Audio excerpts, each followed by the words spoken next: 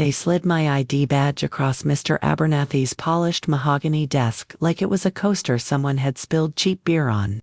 The plastic clicked, a small, insignificant sound that echoed like a gunshot in the sudden quiet of that oversized office. Abernathy, bless his spineless heart, couldn't quite meet my eyes. Beside him, Caleb Evans, the kid I'd practically hand-raised in this damn company, had the ghost of a smirk playing on his lips. And Liam Miller, the man I'd once shared a foxhole with, figuratively speaking, of course, back in our lean startup days, just found his tie incredibly fascinating. Ethan Abernathy began, his voice dripping with that false sincerity managers use when they're about to screw you. This is for the good of the company. You understand? Nothing personal. Nothing personal, right? Like a surgeon telling you he's gotta take your leg. But hey, don't take it personally. These three, they'd orchestrated this little ambush with the precision of a well-drilled squad. Caleb, hungry for my senior strategist spot. Liam, eager to curry favor with the new golden boy in Abernathy. And Abernathy himself, just a puppet, really easily swayed by whispers and promises of a smoother ride to his next bonus. I didn't say a word, didn't give them the satisfaction of an argument, didn't shed a damn tear. I just looked at them, one by one, burning their faces into my memory. They thought they were swatting a fly, getting rid of an old workhorse who'd seen better days. What they didn't know, what they couldn't possibly fathom, was that they'd just fired the man who held the reins to the entire damn Sterling Solutions Corporation. It all started about 6 years back. I was just a senior data analyst then, a numbers guy. Invisible, mostly, happy to be. I like numbers. They don't lie, they don't stab you in the back. When Sterling Solutions was circling the drain, teetering on the brink of bankruptcy, it was my analysis, my strategies, that pulled us out of the nosedive. Of course, the credit, as always, went to the silver-tongued suits upstairs. I didn't mind. The work was the reward. Then came Caleb Evans, fresh out of college, sharp as a tack, ambitious as hell. My cousin's kid. Actually, his mom asked me to look out for him, so I did. Took him under my wing, showed him the ropes, taught him everything I knew about strategy, about reading the currents of the market. I championed him, got him onto key projects, gave him visibility with the higher-ups. I practically gift-trapped his ascent. Turns out, I was arming the enemy. And Liam, we'd been through the wars together, from the company's garage band days, shared cheap whiskey and cheaper pizza. Dreaming big, I trusted him. Implicitly, got him his project manager role, fought for his promotions. He was my guy, or so I thought. But ambition, it's a corrosive thing. Caleb got a taste of the executive suite and wanted more. He started cozying up to the chairman's son, dropping poison in Abernathy's ear about me being resistant to change, not a team player, old school. My ideas, the ones I'd bounced off him in confidence. Suddenly, they were his brilliant insights, repackaged with a bit more jargon and a lot more PowerPoints. Liam started seeing which way the wind was blowing. Started agreeing with Caleb a little too readily. The invites for after-work beers dried up. The final nail was the Phoenix Project, my baby. 2 years I'd poured into it, a complete corporate restructuring plan. A roadmap to elevate Sterling Solutions from a mid-tier player to an industry leader. Caleb, bold as brass, presented it to the board as his own, with a few superficial tweaks. Abernathy, of course, lauded his visionary young talent. When I confronted them, they had their story straight. Accused me of leaking sensitive company data to a competitor. The evidence? A few doctored emails. A couple of coerced testimonies from junior staffers Caleb had either bribed or intimidated. It was a kangaroo court, plain and simple. Me, who'd bled Sterling Solutions blue for over a decade. But here's the kicker, the part they never saw coming. Years ago, when the company was on its knees, my uncle, a quiet, unassuming man who'd made his fortune, and then some, saw the potential. He also saw what I was doing, the hours I was putting in. Before he passed, he left me his entire stake in Sterling Solutions, a controlling 65%. He trusted me to do right by his legacy. I kept it quiet, formed a blind trust, let a law firm manage it under an obscure holding company name. Why? I wanted to see what I could build on my own merit. And maybe, just maybe, I wanted to see who people really were when they thought I had no power. It's an old soldier's habit: observe, assess, then act. 3 days after my unceremonious exit, Sterling Solutions threw a lavish bash at the Grand City Hotel, the occasion to celebrate Caleb Evans's promotion to Senior Vice President of Strategy, my old post, and to officially launch his Phoenix project. I got an invitation, of course. A final, polished little screw you. They probably figured I'd be at home, licking my wounds, too ashamed or too broken to show my face. They figured wrong. I chose a suit I hadn't worn in years, dark charcoal, impeccably tailored. The kind you wear when you mean business. No more Mr. Invisible. Tonight, I wasn't just attending the party. I was the party. Or at least, the one paying for it. Heads turned when I walked into that ballroom. A ripple of surprise, a few hushed whispers, and, of course, the unmistakable glares from Abernathy, Caleb, and Liam. Caleb, preening in a new suit that probably cost more than my first car, was surrounded by a fawning crowd. He caught my eye, a flicker of something annoyance. Triumph, before masking it with a condescending smile. "Ethan," he said, his voice a little too loud. "Didn't expect to see you here. Thought you'd be otherwise engaged." I gave him a slow, deliberate smile of my own. "Wouldn't miss this for the world, Caleb. Your big night. And the company's, of course." Abernathy ambled over, hand outstretched, oozing that familiar insincerity. "Good to see you, Ethan. Water under the bridge, eh?" "Some bridges, Mr. Abernathy," I said, my handshake firm, brief, are best remembered for who burned them. Liam just nodded from a safe distance, looking like he'd swallowed a bad oyster. He knew, oh he knew. The party was in full swing. Champagne flowed. Backs were slapped. Caleb had just finished a self-congratulatory speech about his bold new vision, a speech so full of my stolen ideas it was almost comical. That was my cue. I gave a subtle nod to Robert Peterson, my lawyer, who'd been mingling quietly, just another face in the crowd. Peterson, a man who could make a cobra nervous, moved to the small stage. He carried a leather briefcase that seemed to command its own silence. "Ladies and gentlemen, your attention, please," he said, his voice cutting through the chatter. "Apologies for the interruption. My name is Robert Peterson, and I represent the majority shareholder of Sterling Solutions. We have a rather significant announcement."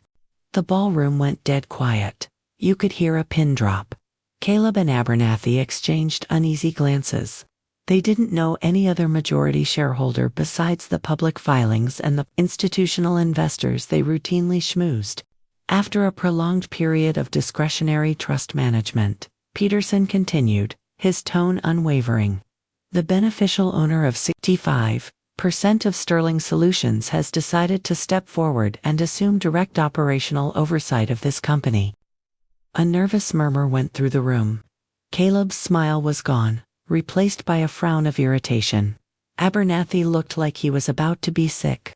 "And that individual," Peterson paused, letting the suspense hang heavy, then turned and gestured directly at me, "is Mr. Ethan Vance." The silence that followed was absolute. Then, a collective gasp, followed by a rising tide of whispers. Caleb froze, his champagne flute trembling. Abernathy's face went a ghastly white. Liam looked like he'd seen a ghost, which, in a way, he had. The ghost of his own integrity. I walked onto that stage, calm as you please, and stood beside Peterson. I scanned the room, my gaze lingering on the shocked faces of my betrayers. "Good evening, everyone," I said, my voice amplified by the microphone, steady and clear. "I imagine this comes as a surprise to many of you. The truth is, I've been a silent partner in Sterling Solutions for a long time, a very long time. Tonight, I decided it was time to step out of the shadows. To protect my investment. And more importantly, to steer this company towards its true potential." My eyes locked onto Caleb. "Caleb, That Phoenix project you so eloquently presented. We both know whose blood, sweat, and tears really went into it, don't we? Unfortunately, your modifications introduced some critical flaws. Don't worry, I'll be correcting those. I turned to Abernathy. Mr. Abernathy, you once told me my termination was in the best interest of the company. Well, as the majority owner, I too must now make decisions in the company's best interest, and my first decision is, your leadership is no longer required. Abernathy swayed.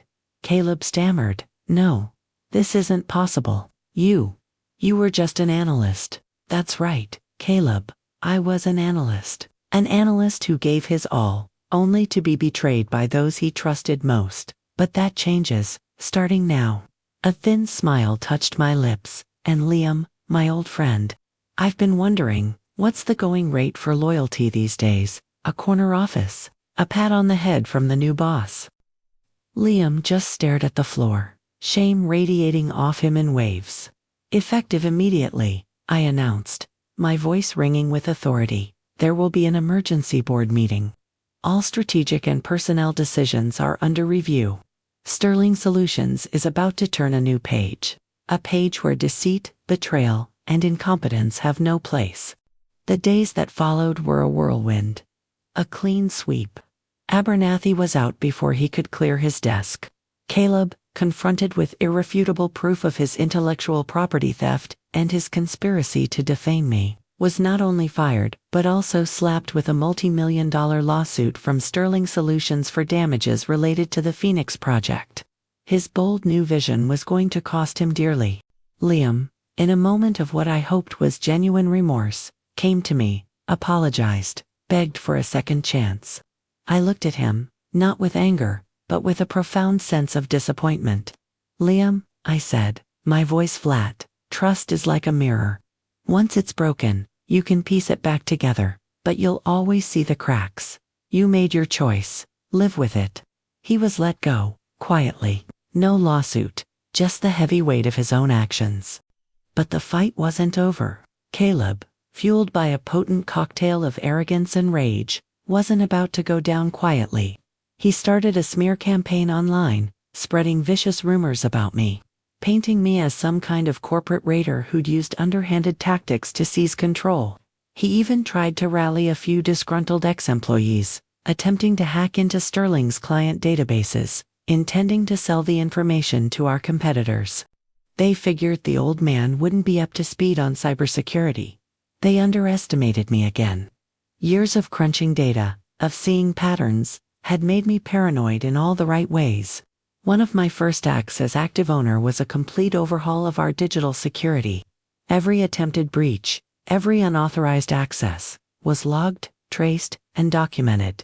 Like a well-laid ambush, I just waited for them to walk into it. I gathered the evidence, digital footprints, server logs, even a couple of recorded conversations from an informant within Caleb's little cabal. I didn't make a public spectacle. I just quietly handed the entire, neatly compiled dossier to the federal authorities. Last I heard, Caleb and his crew were facing some very serious charges. Industrial espionage, conspiracy, wire fraud. The price of their stupidity was steep. Just when I thought the dust had settled, when Sterling Solutions was finally back on course and thriving under ethical leadership, my past decided to pay a visit. One afternoon, my assistant informed me a Mr. Marcus Thorne was here to see me. No appointment. Insisted it was urgent. Family business, he'd said, concerning Sterling Solutions. Marcus Thorne, my uncle's estranged son. My cousin, a name I hadn't heard in 20 years. Last I knew, Marcus was a black sheep, a trust fund kid who'd burned through his inheritance and disappeared into the ether of bad debts and worse decisions. My uncle had all but disowned him. He sauntered into my office like he owned the place, all cheap cologne and a predatory smile. He tossed a slim, official-looking document onto my desk. Well, Cousin Ethan, he drawled, eyes glinting. Long time no see. Here you're making waves with the old man's company. Good on ya. What do you want, Marcus? I cut to the chase, I didn't have time for games. Oh, just a little something called fairness. He tapped the document. That, my dear cousin, is Dad's original last will and testament. Specifies a rather generous portion of his assets, including his Sterling Solutions shares, were to come to me. Seems his lawyers overlooked that when they settled his estate with you. My blood ran cold. If that document was legitimate, my controlling interest could be challenged. The company I'd just clawed back could be thrown into chaos. I kept my face a mask of neutrality, picked up the document. The signature looked like my uncle's. The language seemed legalistic enough, but something felt off. My uncle, in his final years, had been meticulous. He'd also been crystal clear with me. Marcus was out. He'd shown me his final will, the one that left everything to me, citing my dedication and his faith that I'd protect his legacy. You're sure this is his final will, Marcus? I asked, my gaze steady. He shifted, just a fraction, but his voice was smooth. Absolutely, the original. Kept it safe all these years. A small smile played on my lips. Good. Then you won't mind if my legal team authenticates it. Forensic document analysis is quite something these days. Paper, age, ink composition, even indentations from previous writings. They can tell a lot. I saw a bead of sweat trace a path down Marcus's temple. Knew I'd hit a nerve. After he left, predictably flustered, Peterson and I got to work. The forensics were conclusive. The will Marcus produced was a forgery. A damn good one, but a fake nonetheless. The paper was too new, the ink inconsistent with the date. We even found evidence linking Marcus to a known forger. Turns out, Marcus, having blown his latest windfall, heard about my resurgence at Sterling and figured he'd try a shakedown. Classic Thorne. Marcus Thorne didn't just walk away empty-handed. He walked into a heap of legal trouble for fraud and attempted extortion. Another ghost from the past, laid to rest. Properly this time, sitting here now, in this office, looking out over the city that never sleeps, there's a quiet satisfaction. It wasn't an easy road. It was paved with betrayal, littered with obstacles, but every challenge, every backstab, only forged a stronger resolve. I lost people I once called family, friends, but in the process, I found something more valuable, a clear understanding of who I am, and what I stand for. Sterling Solutions is more than just profitable now. It's a place of integrity, of respect, where hard work is valued, and talent is nurtured, not exploited. On the wall opposite my desk, there's no fancy art, no array of awards, just a simple, framed quote. It reads, "They fired me, to steal what I'd built. They didn't know I owned the whole damn thing." And beneath it, in my own hand, I added another line, "And when the ghosts came calling, I buried them too, legally, and for good." Because the best revenge isn't about destruction. It's about building an empire so strong, so true, that your enemies can only look on in bitter regret at what they threw away. That, I've learned, is a victory that truly lasts. It's about outthinking them, outmaneuvering them, and, in the end, outliving their treachery. That's the soldier's way. That's the only way.